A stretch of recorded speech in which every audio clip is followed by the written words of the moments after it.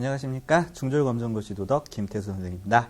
자, 이제 15번째 시간이고요. 자, 지난 시간에 우리가 이제 한 단원하고 반 정도로 진행을 했는데, 자, 지난 시간에 공부했던 가장 대표적인 키워드는 뭐 자율과 타율, 그 다음에 자신의 진짜 모습인 자아, 그 다음에 이런 것들이 쭉 이제 주기적으로 형성되는 거, 자아 정체성, 형성, 이런 것들을 살펴봤죠.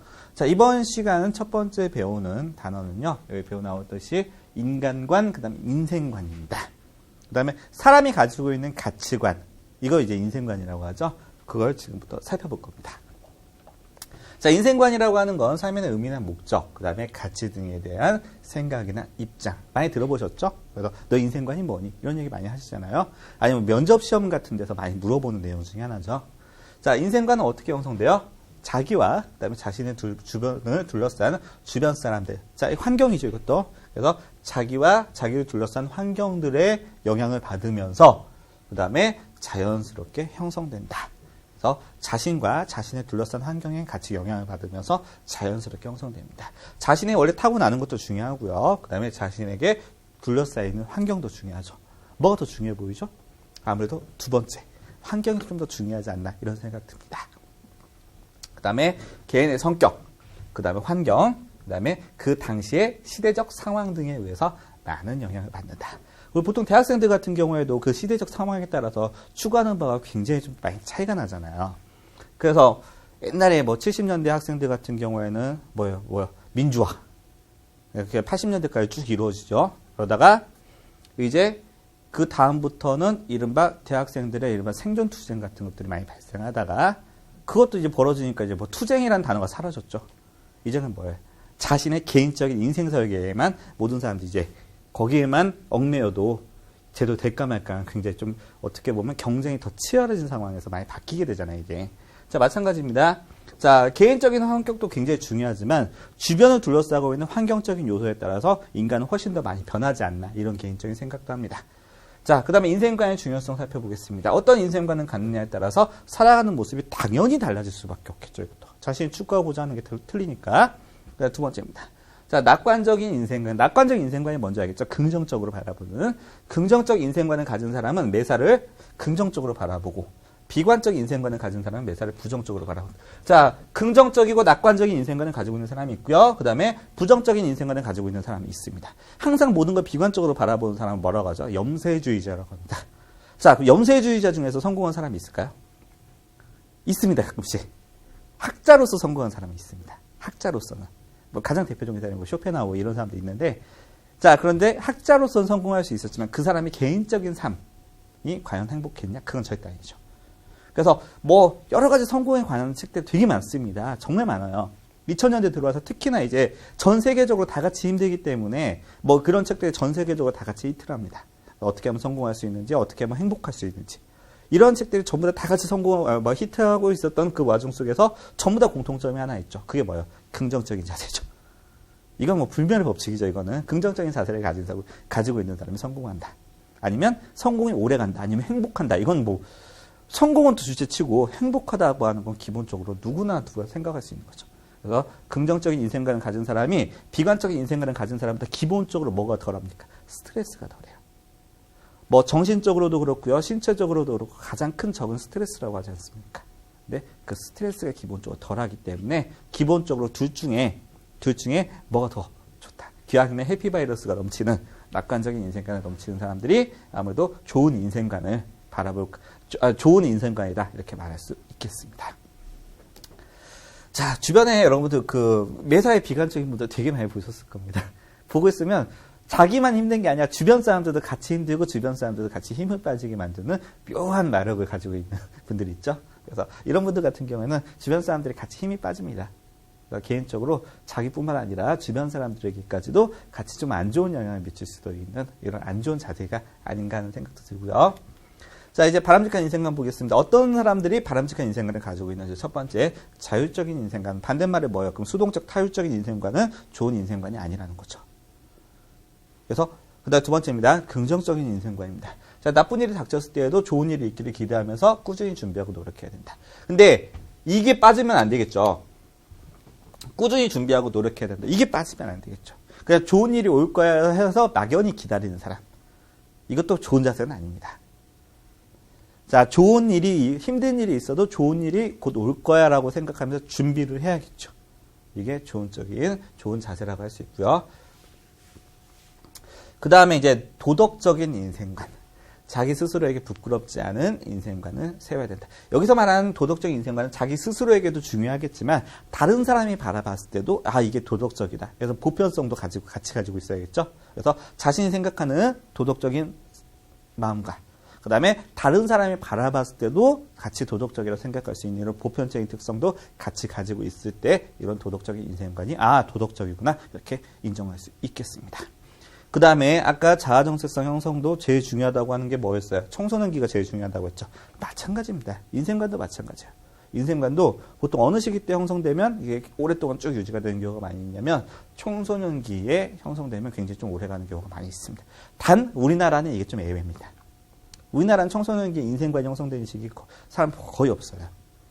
주어진 현실에 맞춰 살다 보면 자신의 진로와 진학 이런 것들을 하다 보면 어느 순간에 형성되는 경우가 많이 있지 청소년기가 이게 되는 경우가 많이 없거든요. 그래서 우리나라 진로 선택이 좀 많이 늦은 편이기 때문에 그렇습니다.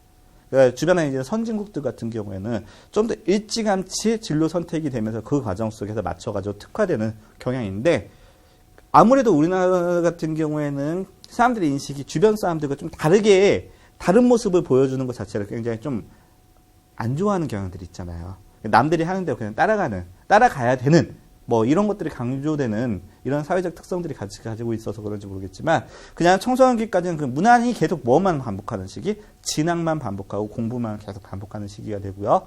나중에 대학교 나와서 그 다음에 취직하고 나서 취직할 때도 그냥 현실에 맞춰가지고 하는 경우가 되게 많이 있죠. 자신의 뭐 적성이나 취향 이런 거 별로 고려하지 못하고요. 그래서 자신의 뭐 상태가 아니라 그냥 현재 주어진 상태에 그냥 만족하면서 가는 경우가 많이 있기 때문에 우리나라 사람들이 이 인생관이 제대로 형성되기 힘든 이런 환경 속에 있다는 거 여러분도 같이 그냥 알아만 두셨으면 좋겠습니다. 자, 자아정체성 형성에서 가장 중요한 시기 무슨 시기? 청소년 시기. 마찬가지로 인생관. 원래 인생관이라는 표현은 예전 교육과정에서는 없었습니다. 좀 새로 추가됐는데 인생관에서도 마찬가지로 가장 중요한 시기는 무슨 시기? 청소년 시기다. 이렇게 이해하시면 되겠고요. 자, 도덕적 자아상을 실현하기 위해서는 무엇을 해야 될까? 자, 첫 번째 보겠습니다. 자, 도덕적으로 판단하고 실천하는 자신, 이거 가르쳐서 뭐라고 그래? 도덕적 자아라고 한다. 자아라고 하는 건 뭐예요? 자신이죠? 그래서, 자, 도덕적인 자신, 이거 가르쳐서 도덕적 자아라고 한다는 거죠. 그래서 어떻게 행동하는 것이 바람직한지를 따져보고 행동하는 무슨 도덕적인 자세, 이거 가르쳐서 도덕적 자아라고 합니다. 자, 그 다음 도덕적 자아상입니다. 상이라고 하는 건 뭐예요? 모습입니다, 모습. 그래서 내가 도덕적으로 바람직한 자기의 모습을 마음속에 그려놓은 것들. 내가 도덕적으로 이렇게 하는 게 맞을 거야 라고 해서 내가 생각해서 그려놓은 것들이 있잖아요. 이런 것들을 도덕적 자아상이라고 합니다. 자, 이런 걸 형성한 사람은요, 어떤 문제 상황과 마주했을 때 올바르게 사고하고 행동할 수 있다. 자, 이게 형성했느냐에 따라서 굉장히 판단의 기준이 있냐 없냐가 달라지겠죠. 그래서 도덕적 자아상을 형성해 놓은 사람들 같은 경우는 여기 기준에 맞춰가지고 자아상에 맞춰가지고 여러 가지 판단을 할 수 있는데 그게 없는 사람들 같은 경우는 그게 좀 힘들겠죠. 이렇게 받아들이면 되겠고요. 자, 이걸 형성하는 건 그냥 되는 건 아니겠죠. 마찬가지로 노력이 있어야 됩니다. 자, 어떤 노력이 있어야 됩니까? 첫 번째, 감정, 이성, 의지를 조화롭게 발달시켜야 된다. 자, 우리나라에서 이게 좀 무시되는 경향이 있죠. 감정이라고 하는 게. 좀 무시되는 경향이 있습니다. 그래서 감정을 겉으로 자꾸 드러내는 사람을 우리나라 사람들은 좀 못난 사람이라고 바라보는 경향이 좀 있습니다.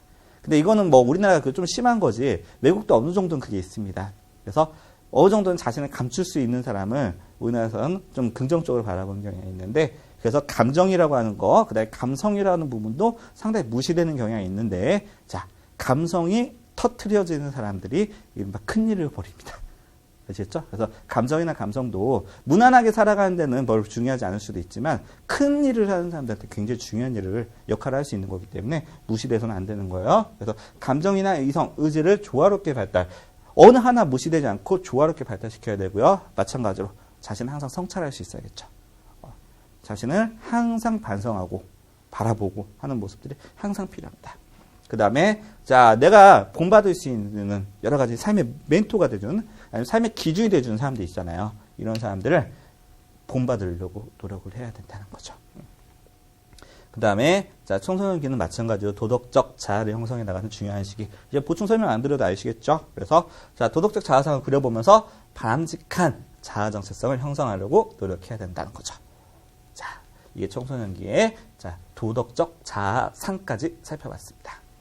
자, 확인 문제 바로 보겠습니다. 자, 나는 누구인가라는 질문에 대한 답으로서, 자, 자신의 참된 모습을 무엇이라고 합니까? 자신의 참된 모습, 두 글자로 뭐라고 하죠? 자아라고 하죠. 스스로 자자의 나자입니다. 그래서 자, 자아라고 하고요. 자, 바람직한 자아를 찾는 것으로 나를 나라고 여기게 해주는 연속적이고 독자적인 것을 무엇이라고 합니까? 자, 일시적으로 형성되는 게 아니라 쭉 같이 유지가 되는 거죠. 이거 가르쳐서 자신의 진짜 모습이 만들어지고 형성되는 거. 이거 뭐라고 합니까? 자아 정체성. 이렇게 표현하겠죠. 그 다음에 자아 정체성이 형성되는 중요한 시기는 언제입니까? 언제라고 했습니까? 제가 청소년기라고 말씀드렸죠. 그 다음에 삶의 의의나 목적, 가치 등에 대한 종합적인 견해를 무엇이라고 합니까? 뭐라고 했죠? 자기만의 가치관. 이거 뭐라고 한다고 했죠? 인생관. 이렇게 표현하는 거죠.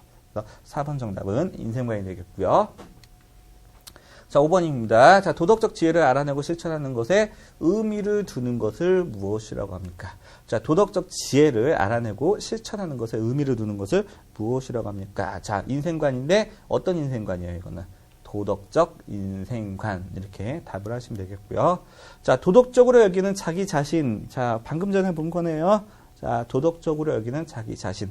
도덕적 자아라고 표현하고요. 이게 모습이 형성된 걸 가리켜서 도덕적 자아상 이렇게 표현한다고 했죠.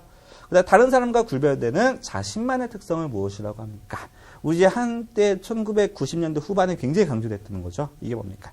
남들과 구별되는 자기만의 특성, 고유한 특성. 두 글자로 뭐라고 하죠? 개성이라고 표현합니다. 자, 여기까지 해서요. 이제 세 번째 파트 마무리했고요. 자, 네 번째 파트 공부와 진로, 그다음 진학 이거에 대해서 살펴보겠습니다. 자, 네 번째 파트는요, 이제 가장 대표적인 키워드가 공부, 진로, 이 두 가지가 연결된 게 뭐죠? 진학. 이런 것들 지금부터 공부할 겁니다. 자, 공부라고 하는 건 우리가 한자로 어떻게 표현합니까? 학습이라고도 표현하죠. 그러니까 우리가, 이렇게 막 책 보면서 써가면서 이렇게 보는 걸 공부라고 하는데, 그것만이 공부는 아니라는 거예요. 첫 번째 중요한 겁니다. 자, 우리의 삶과 관련된 모든 학문과 기술을 배우고 익히는 것을 아우르는 말입니다. 공부라고 하는 게 굉장히 넓은 의미예요. 내가 배워나가는 것은 전부 다 공부입니다. 그래서 내가 공부를 해야지라고 맘먹는 게 공부가 아니라 여러분들 하다못해 게임하다가 뭐 배우는 거 있잖아요. 그럼 그것도 공부예요. 길 가다가 새로운 건물이 하나 더 있네? 이것만 바라보는 것도 공부라고 생각하시면 됩니다. 내가 새로운 걸 받아들이고 그다음에 내 새로운 걸 익히는 모든 것은 전부 다 어떻게 된다? 전부 다 공부다. 이렇게 받아들이면 되겠고요. 자, 세상에 대한 지식을 넓혀가는 것. 그 다음에 인간으로서 갖춰야 될 품성을 기르는 것, 다른 사람들과 함께 살아가는 법을 배우는 것. 한마디로 배우는 건 전부 다 뭐예요? 공부입니다. 내가 의도했던 간에, 의도하지 않았던 간에 배우는 건 전부 다 뭐예요? 배우는 건 전부 다 공부다. 이렇게 이해하시면 되겠고요. 자, 그럼 잘못된 공부에 대한 생각 보겠습니다. 시험에 나올 수 있겠죠? 자, 시험을 보기 위해서 하는 것. 그 다음에 상급학교에 진학하기 위해서 하는 것. 그 다음에 좋은 직업을 가지기 위해서 하는 것. 수업 시간에만 하는 것. 흔히 말해서 우리나라 사람들이 많이 하고 있는 생각이죠. 그대로 하는 생각이죠. 우리가 흔히 말하는 공부라고 하는 것들 있잖아요. 이게 짜증나는 것들이죠. 이것만이 공부가 아니라는 거죠. 그래서 이거 아니고 그래서 이게 공부가 아닌 건 아닙니다. 이거 공부죠. 공부인데 이것만 공부가 아니라는 거죠. 이렇게 이해하시면 되겠죠. 그 다음에 공부를 위한 다양한 방법. 친구들과 열어줘요. 대화하기. 이게 진짜 우리나라에서는 좀 안 되잖아요. 이게. 그 다음에 폭넓은 독서하기. 여러분 책 많이 읽습니까? 전 세계 선진국들 중에서 이른바 좀 산다는 나라들 중에서 우리나라가 책 제일 안 읽죠. 우리나라 사람 성인 그 직장인들이 1년에 책 한 권을 평균적으로 못 삽니다. 이제 0.9 몇 권인가 산다고 하더라고요. 그만큼 다른 이제 지식을 습득할 수 있는 다른 수단이 우리나라에서 그만큼 많기 때문에 그런다고도 하지만 그렇지만 그래도 책에서 얻을 수 있는 지식도 분명히 있잖아요. 근데 이게 너무나 안 좋은 현상을 발생하고 있는 현상 중에 하나인 것 같고요. 그 다음에 세상과 만나는 여행하기. 최근에 강조되고 있는 거죠. 그 다음에 일상생활에서 다양한 경험 쌓기. 이게 전부 다 공부라고 하는 겁니다. 그러니까. 자, 개인적으로 우리 학생들 바라보면서 정말 안타까운 게 있어요. 우리나라 보통 이제 학생들의 공부 관련된 것들은 아버지보다는 그냥 어머니들이 관여하는 경우도 되게 많이 있는데, 어머니들 판단하는 기준이 뭐냐면 현재 그 나이 또래 애들보다 앞서는 것만 강조합니다. 무슨 말인지 아시겠죠? 얘들이 결정적으로 이기는 건 15살 때 이기는 게 중요한 게 아니라 30살 때 이기는 게 중요한 거거든요. 그 애들 인생에서. 근데 그건 생각 안 하는 거예요. 현재 아이들 상태에서 좀 더 나아지기만 바라는 겁니다. 그러다 보니까 우리나라에서 뭐가 공부되죠? 자, 공부를 하기 위해서, 지식을 습득하기 위해서 여러 가지 방법이 있습니다. 학습해야겠죠. 근데 학습하는 건 여기서 말하는 건 뭐? 배우는 걸 말하는 겁니다. 제가 말하는 공부는 여기서 말하는 첫 번째 배우기예요. 그 다음에 배우고 뭐도 해야 돼요? 말하기도 한번 해봐야죠. 그 다음에 말하기 하면서 같이 뭐도 해봐요? 읽기도 하고, 그 다음에 말하기 하면서 쓰기도 한번 해봐야겠죠. 읽기도 한번 해봐야겠죠. 생각도 한번 해봐야겠죠. 생각, 그 다음에 사고도 한번 해봐야겠죠. 근데 대단히 안타까운 게 현재 우리 젊은 학생들, 어린 학생들은 뭐만 너무 매몰되어 있어요. 배우는 데만 익숙해져 있습니다. 그럼 애들이 이걸 못 해봐요. 말하기도 못 해보고 자기가 혼자서 읽어보는 것도 안 되고요. 그 다음에 한번 자신의 생각 한번 써보는 거 있잖아. 이런 것도 안 해보고 생각도 안 해보고 생각할 시간이 없으니까 맨날 뭐만 하기니까 배우기만 하니까 이러다 보니까 우리나라 사람들이 스스로 생각하는 능력, 창의성이 사라져버리는 겁니다. 맨날 대학생들도 레포트 사서 내고 이런 것도 되게 많이 있잖아요. 그래서 개인적으로 보면 너무 안타까운 겁니다. 창의성이 사라진 한국 사회. 왜 사라졌을까? 배우기만 하니까입니다. 스스로 뭘 해보는 게 아니라 배우기만 하다 보니까 아예 사라져버린 거죠. 개인적으로 너무 안타까운 생각이 많이 드는 거예요. 그래서 참 보면서 우리나라 사람들이 공부에 대한 생각과 그 다음에 그 진로 진학에 대한 선택이 굉장히 좀 삐뚤어져 있구나. 근데 어쩔 수 없는 부분도 있죠. 왜냐하면 워낙에 경쟁이 치열한 사회이기 때문에 어쩔 수 없는 부분도 있는데 그래도 기왕이면 좀 더 폭넓게 바라보는 사람들이 많아졌으면 하는 생각이 듭니다.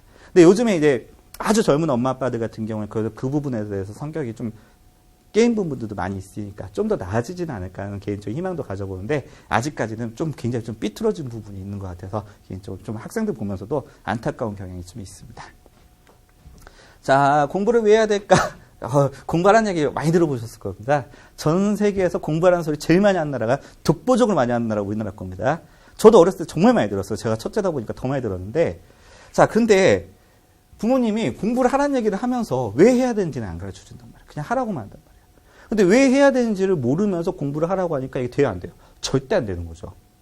그래서 제가 스스로 자습이라고 하는 개념에 대해서 알아본 게, 이렇게 공부를 스스로 하는 거구나. 알았던 게 고등학교 1학년 때요. 그 전까지는 제가 시험 볼 때도 어떻게밖에 못 보는 거예요?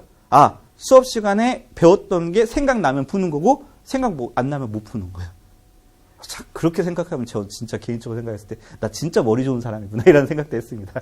그래도, 기왕에 저보다 성적이 낮은 친구들이 항상 훨씬 더 많았다는 거 생각해보면, 그래서 고등학교 1학년 때 가서야, 시험 공부할 때 이렇게 하는 거구나 하는 걸 그때 제가 처음 알았어요. 그래서 개인적으로 좀 안타까운 게 부모님이 공부를 이렇게 하는 거라고 하는 걸 가르쳐 줬거나, 아니면 조금만 여유있게 바라봐 주셨거나, 개인적으로 이런 좀 안타까운 부분도 드는데, 근데 급한 마음에 그러셨겠죠. 급한 마음에 그러셨겠죠. 자, 공부를 왜 해야 될까? 첫 번째, 사람다운 사람이 되기 위해서. 사람은 저번 시간에 말씀드렸죠. 굉장히 미약한 존재로서 태어납니다. 많은 걸 채워야 돼요. 그 많은 걸 채우는 과정 속에서 가장 기본이 뭡니까? 공부죠. 그래서 채우기 위해서는, 사람다운 사람이 되기 위해서는 많이 채워야 된다는 겁니다. 뭘 통해서? 공부를 통해서. 그 다음에 공부를 통해서 자신을 돌아볼 수 있고요. 사람으로서 도리를 끼워줄 수 있고, 그 다음에 바람직한 가치를 추구하면서 인격을 함양할 수 있다. 단순히 공부를 더 잘하기 위해서 공부가 필요하다. 이것만은 아니라는 거죠. 공부를 더 잘하는 게 왜 중요하냐. 이런 것들도 있기 때문에 중요한 거죠. 그 다음에 알매 욕구를 충족시켜주기 위해서. 자, 사람은 기본적으로 알매 욕구가 있습니다. 보통 이제 굉장히 무서운 아이들 5살 정도 되면 애들이 따라다니면서 이게 뭐야 자고 어떤 애들인지 물어봐요. 따라다니면서 계속 물어봅니다. 이건 뭐야 하면서 계속 물어보게 되죠. 거기서부터 알 수 있잖아요. 걔들한테 물어보라고 시키지 않았는데 지들이 물어보는 겁니다. 궁금하니까, 알고 싶으니까. 그거가 이렇게 더 뭐라고요? 알매 욕구라고 하는 겁니다. 그래서 공부를 통해서 많은 호기심을 채워나갈 수 있고요. 그 다음에 자신의 부족한 점을 보완할 수 있고, 그 다음에 자신의 한계를 극복해 나가면서 좀 더 나은 자신을 만들어 나갈 수 있다. 그래서 알매 욕구를 충족시켜주는 과정 속에서 뭐가 있죠? 자신이 발전할 수 있다는 거죠. 이게 가장 중요한 포인트겠죠. 발전할 수 있다는 거. 자, 그 다음에 꿈을 실현하기 위해서 자신이 원하는 부분이 있을 겁니다. 근데 그냥 공짜로 얻어지진 않겠죠. 그래서 그 꿈을 실현하기 위해서는 그만큼 많은 공부와 노력이 필요한 거고요. 자신의 소질과 능력을 개발할 수 있다. 그 다음에 성취감과 보람을 느낄 수 있다. 뭔가 이뤄냈습니다. 그럼 성취감과 보람 느낄 수 있죠. 자, 성공한 사람의 기본적인 자세는 뭐예요? 성취감을 느끼려고 노력하는 사람들이 기본적으로 성공한다고 하잖아요. 그래서 항상 작은 목표부터 큰 목표까지 단계 이뤄나가는 사람들. 이게 기본적으로 성공하는 자세라고 하지 않습니까? 그 다음에 자, 자신의 꿈을 실현하고 미래를 준비할 수 있다. 자, 당연한 얘기들입니다. 그 다음에 좀 더 큰 인물이 돼가지고 나뿐만이 아니라 이제 사회에도 다른 사람에게도 이익이 되는 사람들이 있죠. 그래서 나의 이익뿐만 아니라 사회 전체의 이익을 고려하면서 지혜를 갈고 닦아야 된다. 그 다음에 이 결과 공동체가 발전할 수 있다는 거죠. 공동체를 이제 뭐예요? 사회, 국가로 바꿀 수도 있겠죠. 아니면 전 지구적인 차원으로 바꿀 수 있겠죠. 요즘에 잘난 사람 하나가 전 지구를 바꿉니다. 엄청나게 많은 경험을 여러분들 보시잖아요. 어떤 사람 굉장히 잘난 사람 천재 하나가 전 세상을 뒤바꾸는 세상이 됐어요. 지금은. 그래서 어떤 사람이 큰 인물이 됐다는 건요. 그 사람만의 문제가 아니라 그 사람이 속한 지역사회. 근데 지역사회라고 하는 범위가 점점 어떻게 되고 있어요? 커지고 있잖아요. 요즘 지구촌이잖아요. 지구가 하나의 공동체입니다. 그래서 그만큼 큰 역할을 할 수가 있기 때문에 자, 그만큼 큰 인물이 되는 과정. 이게 중요하다는 거고요. 그럼 큰 인물이 되기 위해서는 반드시 뭐가 필요하다? 학습, 공부가 필요하다는 겁니다. 근데 여기서 말하는 공부는 우리가 흔히 말하는 배우는 거, 제가 여러분들한테 해드리는 거, 이것만 공부는 아니라는 거죠. 그냥 보면서 느끼는 여러 가지 것들. 이게 전부 다 같이 공부가 될 수 있고, 이걸 제대로 받아들일 수 있어야지 뭐가 될 수 있다. 진정한 의미의 다음에 자신뿐만 아니라 다른 사람에게도 도움이 되는 이런 사람이 될 수 있다. 이렇게 생각하시면 되겠습니다. 자, 공부에 대한 기본적인 자세입니다. 자, 즐겁게 하도록 한다. 노력하는 사람이 즐기는 사람 못 이긴다고 하죠. 그래서 제가 어렸을 때 아빠가 해줬던 얘기 중에서 제일 공감 안 됐던 게 아빠는 공부하는 게 너무 즐거웠다. 왜 즐거운지를 가르쳐줘야 하잖아요. 근데 공부하는 게 너무 즐거웠다. 근데 지금 와서 생각해 보는 게 아빠가 말하는 공부라고 하는 게 꼭 책상에 앉아서 하는 그 공부만 있었던 게 아니었던 거예요. 저도 어렸을 때 정말 좋아했었던 게 있었거든요. 이게 있었기 때문에 제가 지금까지 먹고 살지 않나 하는 생각 드는데 저 어렸을 때 굉장히 두 가지 책을 좋아했습니다. 하나는 뭐였냐면요. 역사책. 역사책을 거의 글자 하나하나를 전부 다 외울 정도로 다 봤어요. 근데 내가 외워야겠다라고 생각하는 게 아니라 여러 번 보다 보니까 다 외워지는 거예요. 몇 페이지에 무슨 그림이 있고 막 이런 것들 전부 다 외워지는 겁니다. 자, 두 번째 제가 좋아했던 게 뭐냐면 백과사전을 되게 좋아했어요. 그래서 학습대 백과사전이 저희 집에 있었는데 그게 가나다 순으로 쭉 나와 있는데 1권부터 13권까지가 내용이고요. 그 다음에 14, 15, 16이 이제 별책 부록이에요. 근데 1권이 지금도 기억나는데 1권이 이제 가계부터 시작해요. 그 다음에 1권 끝에가 이제 고란초로 끝납니다. 그래서 맨날 넘기면서 계속 읽는 거예요. 고란초. 그래서 고란초 앞에는 고등어예요. 막 이런 것도 쭉 읽고. 13권이 뭘로 시작하냐면 테니스부터 시작해요. 그 다음 끝나는 게 흰둥새로 끝납니다. 내용 다 끝났죠. 그러면 오늘 한번 1권 한번 읽어봐야지, 2권 한번 읽어봐야지 하면서 계속 한 10살 때부터 넘기면서 계속 봤던 겁니다. 근데 백과사전이라고 하는 게 굉장히 다양한 지식들을 담고 있잖아요. 따라서 여러 가지 것들을 넘기면서 계속 보다 보니까 하나하나 외우려고 생각하면 공부 재미없었겠죠. 넘기면서 계속 보는 거예요. 그 과정 속에서 굉장히 재미있게 봤던 걸 기억나는 거죠. 이게 공부의 즐거움인 거죠. 내가 역사책 되게 재밌어서 읽었기 때문에 역사를 공부라고 생각했으면 재미있게 안 읽었을 거 아니에요. 그냥 옛날 이야기다 생각해서 재미있게 읽었던 겁니다. 마찬가지죠. 백과사전도 그냥 재미있는 여러 가지 현상들을 나오는 거다라고 재미있게 봤기 때문에 굉장히 열심히 읽었고 따라서 굉장히 머리통이 커질 수 있는 기반을 마련해 줄 수 있었던 거죠. 그 다음에 자율적으로 하도록 한다. 시키면 재미없다는 거죠. 스스로 해야 된다는 거고요. 그다음에 적절한 시기에 단계에 따라서 하도록 해야 된다. 이런 얘기 들어보셨죠? 공부도 때 있다. 공부 때 있습니다. 분명히 때 있어요. 사람의 학습 능력이라고 하는 게 절정에 이르는 때가 있습니다. 보통 20대 초반이거든요. 20대 초반 때 학습 능력이 거의 절정에 이릅니다. 그 나이 때는 하루에 영어 단어 5,000개도 외울 수 있다. 실제로 할 수 있습니다. 그거 노력만 하면. 그래서 그때 절정에 이르는 시기에 아무래도 하다 보면 더 높은 효율을 달성할 수 있겠죠. 그래서 청소년기에는 신체 능력, 그 다음에 암기력, 그 다음에 집중력과 같은 두뇌 활동이 활발한 시기다. 그래서 청소년기는 학습 의욕이 왕성하며 학습 효과도 높다. 그래서 이때 공부를 하다 보면 좀 더 큰 효율을 얻을 수가 있다는 거죠. 그래서 이런 것들이 거의 완성돼서 이제 공부의 피크를 이룰 수 있는 시기가 20대 초반인데 참 개인적으로 한국 사회에서 안타까운 게 우리 남자들이 그때 가서 머리를 제대로 활용하지 못한다는 게 참 안타깝죠. 군대 가야 되기 때문에. 한국 사회에서 굉장히 큰 낭비입니다. 그게. 그때 피크로 공부해가지고 20대 중반에 사회 나오면요. 일 제대로 배울 수 있어요. 근데 한국 사회에서 20대 중반에 사회에 나오는 게 아니라 남자들 20대 후반에 나오잖아요. 빨라야. 그러다 보니까 약간 때가 안 맞는 경향이 있는 거예요. 그 부분이. 계속 그게 여러 가지로 안 좋은 영향을 미칠 수가 있는데 어쩔 수 없는 상황이긴 하지만 개인적으로 좀 굉장히 안타깝다라고 생각하는 부분이 있는 거죠. 그래서 요즘에 이제 남자들이 여자들한테 밀리는 가장 대표적인 이유 중에 하나죠. 같은 조건이면 여자들이 더 잘한다는 거. 그 다음에 평생에 걸쳐서 꾸준히 해야 된다. 옛날엔 때가 있다고 했습니다. 그렇지만 공부라고 하는 것도 한때 끝나는 게 아니라 평생에 걸쳐서 계속 이루어진다는 거죠. 왜 그러죠? 최근 들어서 평생 교육이 더 강조되는 가장 대표적인 이유는 빠르게 변화하는 시대에 걸맞는 새로운 지식과 기술을 계속 습득해야 된다는 거죠. 사회는 계속 빨리 변하니까 내가 기존에 알고 있었던 지식이 앞으로도 미래 사회에서도 계속 유용한지는 모른다는 거죠. 그럼 미래 사회에서 필요하고 유용한 지식을 계속 얻기 위해서는 새롭게 계속 뭐가 필요해야 된다? 평생에 거친 학습, 공부가 필요합니다. 그래서 요즘에 가르쳐서 뭐라고 해요? 평생 학습의 시대다. 이렇게 표현하죠. 국가에서도 국민들의 평생 학습을 위해서 여러 가지 노력도 같이 진행해야 되는 거고요.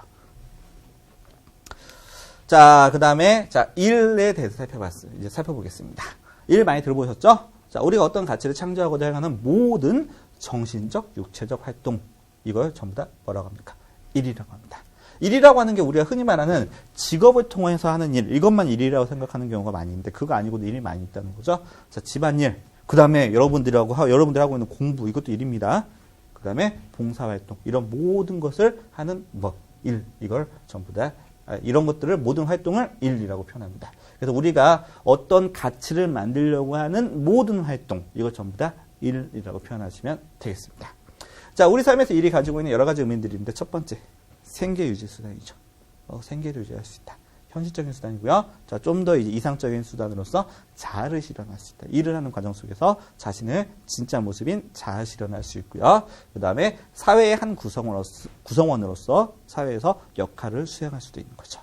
그래서 생계를 유지할 수 있고요. 자아를 실현할 수 있다. 그 다음에 사회 구성원으로서 역할을 수행할 수도 있는 게 일의 여러 가지 의미입니다. 이것 말고도 여러 가지 할 수 있겠죠. 그 다음에 자, 이제 진로와 진학이라는 개념에 대해서 살펴보겠습니다. 자, 진로라고 하는 건 뭐죠? 내가 어떤 일을 할지를 결정하는 거죠. 그래서 자, 인생에서 어떤 일을 하며 살아갈지를 방향과 목표를 정하는 것. 이걸 가리켜서 뭐라고 해? 진로라고 한다는 거죠. 자, 어떤 학교에 진학하며 무엇을 공부할지, 그 다음 어떤 직업을 가질지와 같이 평생에 걸쳐서 진로라고 하는 건 딱 끝나는 게 아닙니다. 대학교 갔으니까 끝난다? 내가 직업을 얻었으니까 끝난다? 그게 아니라는 거죠.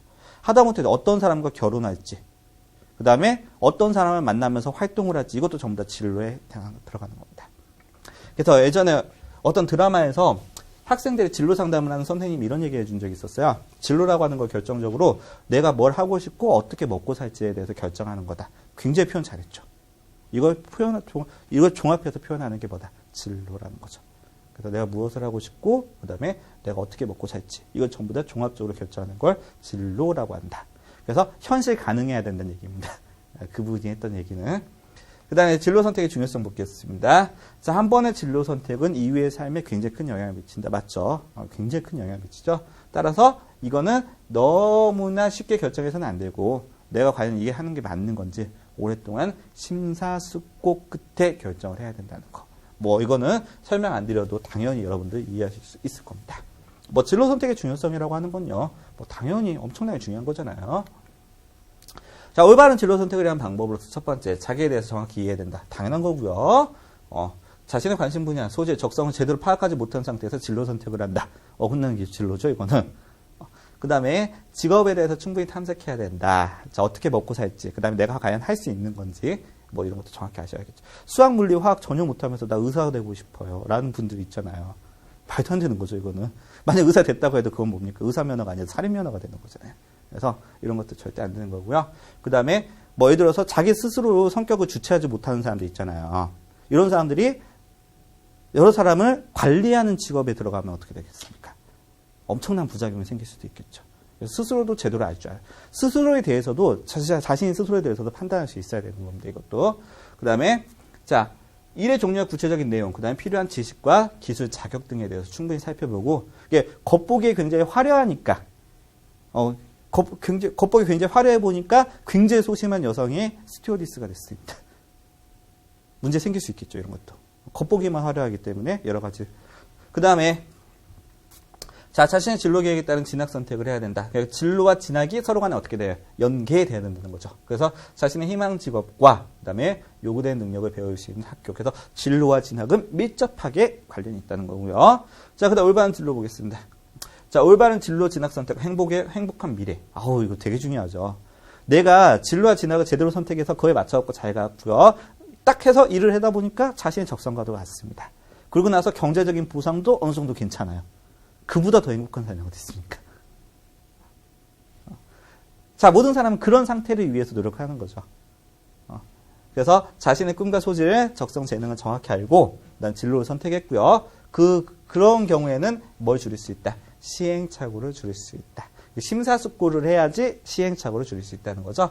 그래서 그러기 위해서는 다양한 직업 세계를 탐색하면서 자신에게 적합한 진로를 선택할 때 행복한 미래를 맞이할 수 있다. 그 다음에 또 개인적으로 제가 드리고 싶은 말씀 중에 하나가 뭐냐면 이런 다양한 직업 세계를 탐색하면서 적합한 진로를 선택할 수 있는 이런 나라가 선진국이에요. 그냥 말 그대로 주어진 조건이 이것밖에 없어가지고 거기에 들어가기 위해서 막 무작정 경쟁하는 이런 나라는 선진국이 될 수 없어요. 어떤 일을 하든 간에 자신이 거기서 만족감을 느낄 수 있고 그럼 그에 따른 보상도 어느 정도 얻을 수 있고 이런 나라가 선진국인 겁니다. 제가 고등학교 때 국어 선생님이 이런 얘기를 했습니다. 그거 보면서 굉장히 저분이 좀 수준이 낮은 사람이구나라고 생각했던 게 뭐냐면 자신의 집에 부엌에 어떤 일이 공사할 일이 있어가지고 뭐 미장이들을 불렀다는 거예요. 뭐 이렇게 벽 발라주고 하는 분들 있잖아요. 이런 분들 불렀는데 일당을 15만 원 줬다는 거예요, 자기가. 그러면서 했던 얘기. 나는 대학교 나와가지고 강의하는데 내 일당은 15만 원이 안 되는데 저 미장이 하는 사람이 일당 15만 원을 받네? 이런 사회가 무슨 올바른 사회야? 이렇게 얘기를 하더라고요. 그거 딱 들은 순간에 저건 굉장히 생각의 폭이 좁으신 분이구나 라는 생각을 한 거죠. 대학교를 나오지 않고도 자신이 어떤 직업을 가졌을 때 그 다음에 그 직업에 대해서 열심히 노력을 했을 때 그만한 결과를 얻을 수 있는 사회. 이게 좋은 사회죠. 대학이라는 좁은 문 나와가지고 취업이라는 좁은 문을 뚫어야지만 인간다운 삶을 살 수 있는 사회. 이런 사회는요. 끊임없는 경쟁만 양산하고 사회적 이기는 사람과 승리자와 패배자만 이분법적으로 갈라버린 사회는요. 이런 사회는 선진국이 될 수 없습니다. 그래서 개인적으로 이런 것들 좀 공부하지만 이게 제대로 될 수 있는 사회를 만드는 게 무엇보다 중요하겠죠. 근데 현재 한국 사회는 아직은 멀었죠. 예전보다는 굉장히 좋아졌습니다. 제가 항상 말씀드리는 거죠. 예전보다는 굉장히 많이 좋아졌죠. 하다못해 우리 길거리에서 청소하시는 환경미화원들 같은 경우에도 예전에 비해서 얼마나 대우 좋아졌습니까? 이런 면도 굉장히 좋은 것 같아요, 진짜로. 그래서 옛날보다 많이 좋아지긴 했는데 아직까지도 선진국에 비해서는 굉장히 멀었다는 거죠. 일본 갔다 온 친구들이 그런 얘기 많이 하잖아요. 일본에서는 알바만 해도 돈 되게 많이 벌 수 있다고. 그렇죠. 그런 사회가 좋은 사회죠. 단순히 일용직으로만 근무를 해도 삶에 어느 정도 생활 수준을 유지하는데 큰 지장이 없는 사회. 이게 좋은 사회죠. 반드시 꼭 굉장히 어려운 공부를 해서 굉장히 높은 취업 전선을 뚫어야지만 좋은 대접을 받는 사회. 이거는 어때요? 굉장히 편협한 사회죠, 이런 사회는. 그래서 자, 앞으로 이 진로와 진학이 좀 더 폭넓게 선택될 수 있는 이런 사회가 우리나라가 됐으면 하는 마음으로 여러분 말씀 한번 드려봤습니다. 자, 그 다음에 이런 경우에도 반드시 도덕적인 여러 가지 고려가 필요하겠죠. 도덕적 사고방식, 이성이 필요하겠습니다. 그래서 첫 번째입니다. 외형적 가치만 추구해서는 안 되기 때문에. 외형적 가치라고 하는 건 두 가지 정도 나눌 수 있겠습니다. 겉으로 보이는 굉장히 화려한 모습. 가장 예를 들면 뭐가 있을 수 있을까요? 연예인 같은 경우에. 그다음 또 하나 뭐가 있겠습니까? 경제적 보상. 이런 것도 있겠죠. 그래서 인간은 일을 통해서 삶의 보람을 느끼는데, 그래서 일을 안 하고 놀기만 하는 사람들 같은 경우는 스스로가 굉장히 어떻게 되면 나약해집니다. 스스로 굉장히 어떻게 되면 무기력해져요. 일을 안 하시는 분들. 또 경제적 여유가 있든 없든 간에 일을 안 하시던 분들 같은 경우 굉장히 좀 무기력해져 이런 결과가 나오는 경우가 굉장히 많습니다. 자, 경제적 풍요나 높은 지위를 쫓아서 직업을 선택하는 경우에는 일의 의미나 가치가 퇴색된다. 이게 의미가 바뀌어버리는 거죠. 내가 삶의 보람과 그 다음에 삶의 질을 높이는 게 이게 이제 일의 의미라고 한다면, 근데 이런 걸 통해서 얻어지는 경제적 보상이라고 하는 건 이제 부차적인 거거든요. 근데 경제적 보상을 쫓아서 일을 선택한다. 순서가 바뀌어버리는 경우가 발생할 수 있죠. 이런 걸 가치전도라고 하는데 이런 가치전도 현상이 일어날 수 있고요. 그 다음에 행복하게 살려면 공부나 일에서 흥미와 열정, 책임감을 갖는 것이 무엇보다 중요하다. 공부도 즐기는 사람이 잘한다고 했죠. 일도 마찬가지. 일도 즐기는 사람이 잘합니다. 그래서 일도 재밌으면요 훨씬 더 효율이 올라갑니다. 정말 신기한 게 뭐냐면요. 제가 이제 학생들 데리고 수업을 할 때는요. 제 기분을 애들이 느껴요. 수업할 때. 저는 똑같이 한다고 하는데 이상하게 배우는 사람 그걸 느낄 수가 있습니다. 초등학생도 다 느낍니다. 이거. 자, 그 다음에 보겠습니다. 자, 직업에 대한 바람직한 의식을 가져야 된다. 그래서 직업에 대한 고정관념과 편견은 바람직하지 않다. 제가 어렸을 때 선생님들 이런 얘기 되게 많이 했습니다. 직업에 귀천이 없다. 웃기는 소리 하지 마라. 직업에 귀천은 있다라고 얘기했어요. 근데 귀천이 없는 사회가 좋은 사회죠. 무슨 말인지 아시겠죠? 그래서 고정관념과 편견은 바람직하지 않고요. 직업에는 귀천이 없다. 어쨌든 시험에 나오면 이렇게는 답은 해야 됩니다. 여러분 스스로 생각은 어쩔지 모르겠습니다. 귀천이 있다 없다가 뭐가 맞는지는 모르겠어요. 스스로 어떻게 판단할지 모르겠는데 시험 문제 답은 이렇게 해야 돼요. 귀천은 없다라고. 그 다음에 각각의 자리에서 보람을 느끼면서 일하는 것이 중요하다. 내가 하는 일이 사회에서 필요한 거예요. 그러면 그건 가치 있는 일이라는 거죠. 다른 거 생각할 필요 없이 내가 사회에 굉장히 중요한 일을 하고 있고 필요한 일을 하고 있다. 그럼 그건 가치 있는 일이다. 이렇게 바라보는 게 가장 좋은 직업에 대해서 바라볼 수 있는 자세가 아닌가. 이런 생각이 들고요. 자, 직업을 통해서 사회에 기여하는 자세를 가져야 되기 때문에 방금 제가 말씀드렸죠. 그래서 직업을 통해서 사회에 참여하고 사회 구성원으로서 역할을 다할 수 있다. 그 다음에 자신이 맡은 바 책임을 다할 때 사회가 유지되고 발전할 수 있다. 당연한 거고요. 자, 진정한 성공과 행복은 자신의 일에 자부심을 느끼고 책임을 다하며 다른 사람들 배려하고 사회에 공헌할 때 이 모든 걸 다 갖췄습니다. 얼마나 뿌듯하겠습니까? 내가 일해서 어느 정도 성과를 거두고 있습니다. 따라서 행복해요. 근데 내 일이 적성에도 맞아요. 근데 그게 다른 사람에게도 도움이 됩니다. 더 나아가서 사회에도 큰 역할을 하고 있어요. 이게 어려운 게 아닙니다. 한 분야에서 일정한 성공을 이루면 누구에게나 가능한 거예요. 이거는. 자꾸 사람들이 기준이 어긋나는 경우들이 되게 많이 있어요. 뭐 어떤 특정 운동선수가 1년에 연봉을 뭐 10몇억을 받는다더라. 와우, 나는 나는 1년에 4천만 원밖에 못 버는데 그 사람 10몇억을 받아본대. 와, 사회적 위화감을 그 말이 돼? 막 이렇게 생각하는 사람도 있잖아요. 자, 그 10몇억을 받는 사람은 그 분야에서 뭐가 되는 거예요? 탑을 달리는 사람이죠. 그 분야에서 최고까지 오는 사람이 그렇게 받는 거예요. 그럼 반대로 내가 그 분야에서 최고까지 올랐는지를 한번 생각해 보라는 거죠. 내가 그 분야에서 최고까지 올랐는데도 불구하고 4천만 원밖에 못 받아요. 근데 그 사람은 10억을 받아요. 그런 경우에는 불공평한 거죠. 아시겠죠? 항상 어느 분야든지 최고에 오른 사람까지는 비교하는 게 아니에요. 최고에 오른 사람이 얼마만큼 대접을 받느냐는 그 말 그대로 그 직종의 특징인 것뿐이지 나랑 비교의 대상은 되지 못합니다. 다시 한번 말씀드리지만 내가 사회에 봉헌하면서 일을 했는데 나의 적성에도 맞고 행복한 것 같아요. 그때가 최고인 거죠.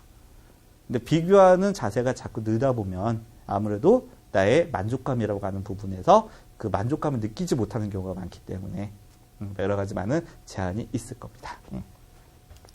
자, 사기 문제 살펴보겠습니다. 자, 인간은 무엇을 통해서 생계를 유지합니까? 라고 나왔어요. 뭐죠? 직업이죠. 일이죠. 일과 직업 이렇게 둘 다 나눠서 쓰셨으면 되겠고요. 자, 일은 생계 유지 이외에도 자신의 진짜 모습을 일어나는 거죠. 그래서 자아 실현의 기능도 같이 하고요. 자, 학문이나 기술뿐만 아니라 삶과 관련된 모든 것을 배우고 익히는 것을 무엇이라고 합니까? 배우고 익히는 걸 뭐라고 하죠? 공부, 학습 이렇게 표현하면 되겠습니다. 자, 학교를 마친 후에 더 배우기 위해서 상급 학교에 가는 것을 무엇이라고 합니까? 여기서 말하는 학교를 마친 후에는 뭐예요? 오늘 하루 학교 수업이 끝났으니까 그게 아니죠. 자, 학교를 졸업하고 나서 좀 더 상급 학교로 가는 걸 뭐라고 하죠? 진학이라고 하죠. 그 다음에 평생 살아가면서 일과 직업 세계의 변화에 대응하여 얻게 되는 경험의 과정을 무엇이라고 합니까? 자, 뭐라고 하죠? 계속 나아가는 거. 뭐라고 하죠? 진로라고 표현합니다. 자, 여기까지 해서요. 자, 우리 이제 네 번째 파트까지 마무리했습니다. 이제 1단원 전체에서 가장 어려운 내용 중에 하나인 자, 도덕적 탐구를 살펴보겠습니다. 자, 이 부분은요, 예전 교육과정에서 만점이냐 아니냐를 결정졌던 가장 어려운 부분이었습니다. 근데 최근 들어서는 옛날만큼 중요하지는 않을 거예요. 이게 이제 도덕적 탐구가 고등학교 과정에서 훨씬 더 중요하게. 옛날에 중학교 과정에 있었던 내용이 고등학교 과정은 그대로 올라갔습니다. 물론 중학교 과정이 여전히 또 같이 남아있어요. 그래서 고등학교 과정에서 훨씬 더 중요하고 어렵게 다룰 건데, 자, 그때를 위해서 여러분들, 자, 미리 한번 예행 연습한다고 생각하시고요. 자, 한번 같이 가벼운 마음으로 들어주시기 바라겠습니다. 그럼 다음 시간에 이제 도덕적 탐구로 여러분들 만나 뵙도록 하겠고요. 자, 다음 시간 하면 이제 1단원까지 전부 다 같이 마무리되겠죠. 자, 수고 많으셨습니다.